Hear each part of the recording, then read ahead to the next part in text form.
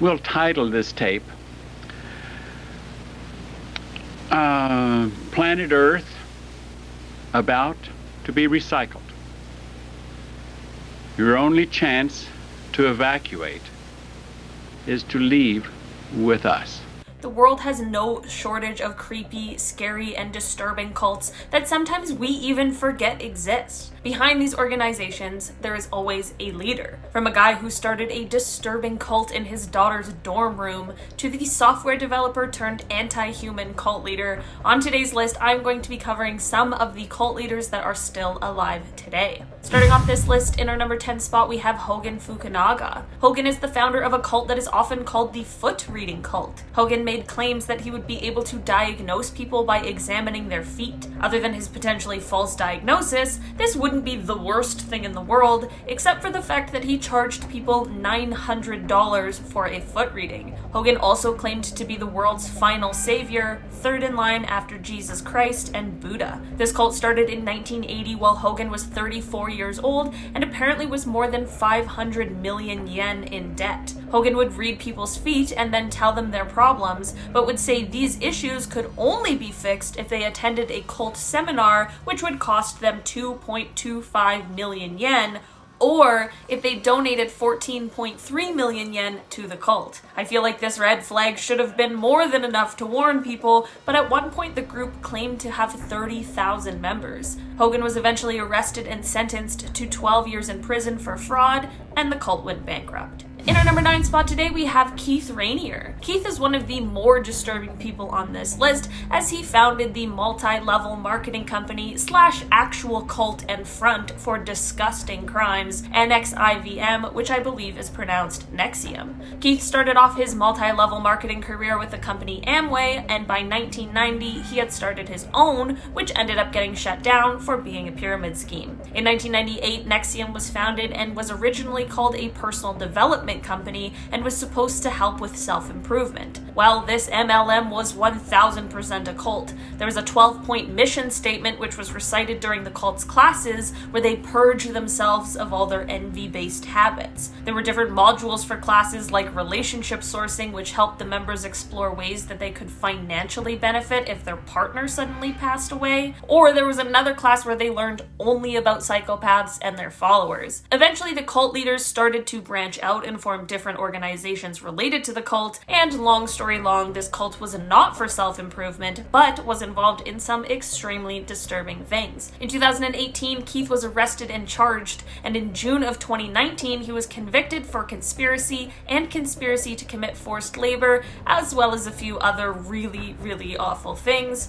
All of these charges were related to Nexium. In our number 8 spot today, we have Chris Corda. Chris Corda is a musician and software developer who is also the leader of the Church of Euthanasia. This is a cult that says they aim to restore the balance between humans and the other species on Earth. Chris describes the cult as the only anti-human religion, considering the whole cult is based on the idea of drastically reducing the human population voluntarily. There are some interesting and extremely problematic slogans and pillars that go along with the cult, and one commandment that reads, "Thou shalt not procreate." This cult has done some extremely offensive and distasteful things and actually puts out videos and promotions on how to take your own life, which is terrible. Chris is still very active as the cult's leader and also continues to put out music. In our number 7 spot today, we have Rael. Rael is a French journalist who is also the founder of what is called the Raelian movement, which is a UFO cult. Apparently, Rael had some sort of extraterrestrial encounter in December of 1973,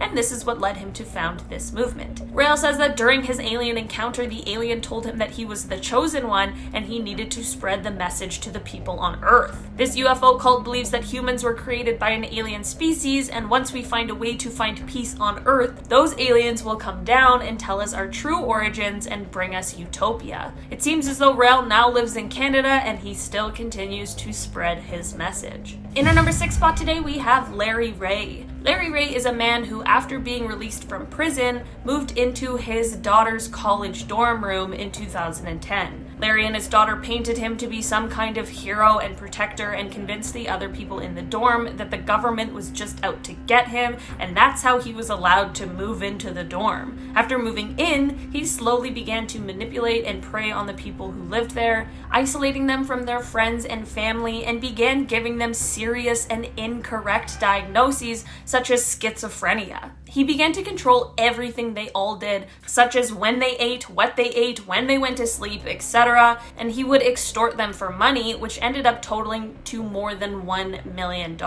Ray ended up forcing all of these people into his cult, basically without them even realizing what was going on. He was psychologically and physically abusing them, and even went as far as to force some of them into doing things they didn't want to do. Ray ended up being arrested in February of last year and is awaiting trial. He still continues to try and contact his followers, even getting his elderly father to contact some of them for him. In our number 5 spot today, we have Harold Klemp. Harold is actually probably the most normal and least scary person on this list, which truly is a relief. Harold is the leader of the cult of Akankar, which was originally founded by Paul Twitchell. After Paul passed away, Harold became the new group leader. This group focuses on a lot of spiritual practices and exercises and doesn't have a ton of weird rules when you join. No dietary requirements, no taboo things you're forced into, and you don't even have to leave your current religion or faith to join the group. There have, of course, been extremely problematic members who have done some very questionable things,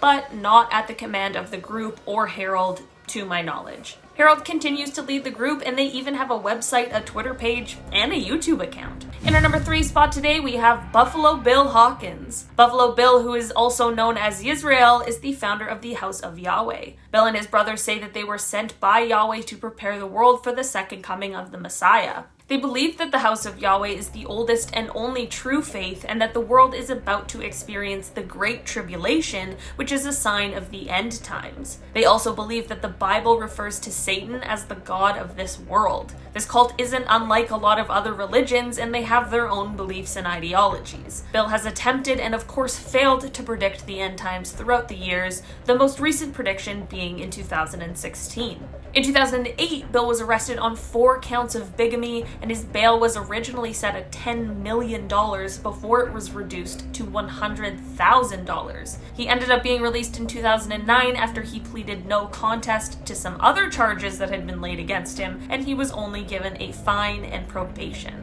In our number 2 spot today, we have Warren Jeffs. Warren Jeffs is the president of the Fundamentalist Church of Jesus Christ and the Latter-day Saints, and is also serving a life plus 20-year sentence, which is exactly where he should be. His father was once the president of the cult, but when he passed, the position was passed on to Warren. As the new leader of the polygamous cult, he said that no one should even attempt to marry one of his father's widows, but after just a few days, he himself married all of them except for 2, because one refused and then was banned from ever marrying anyone again, and the other one ran away. If your marriage proposal causes someone to flee the cult that they're in, you clearly aren't a very good person. Warren had the power to assign who would marry who, but he also was able to punish a man by taking his wives and children and assigning them to another man. As a man, you had to have at least 3 wives in order to get into heaven, but the more wives, the more likely it would be that you got into heaven. In 2005, the Texas authorities conducted a raid after somebody tipped them off about everything that was going on at the ranch. In 2006, Warren was arrested for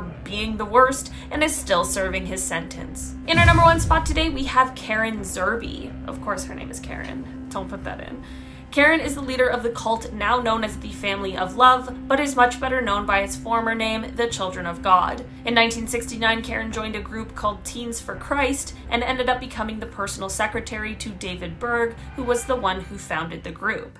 Eventually, David would divorce his wife in order to marry Karen. Karen had a son named Ricky, and his childhood was made into a book, which was used to show other members of the cult how they should raise their children, but the book included some pretty horrific and disturbing content. At first, Karen wasn't around or extremely active in the cult, but she began to insert herself more and more and began making rules and enforcing discipline. Once David began to get sick in 1988, Karen took over the leadership position that she had been groomed for. After David passed away, she married another leader from the cult. This cult has actually seen a few celebrities over the years. Jeremy Spencer, who was one of the founding members of Fleetwood Mac, is a member of this cult. Joaquin Phoenix and his siblings were unfortunately subject to this terrible cult when they were growing up, but they all chose to leave later in life and as adults have spoken out about this cult. Unfortunately, Karen is still active as the cult's leader, even though she most definitely should be in prison. Alright guys, that has been our list for today. Thank you so much for checking it out. I've been your host, Olivia Kozlowski, and I'll see you next time. Bye! Isolating them from their friends and families and giving them serious and incorrect diagnoses, giving them serious and incorrect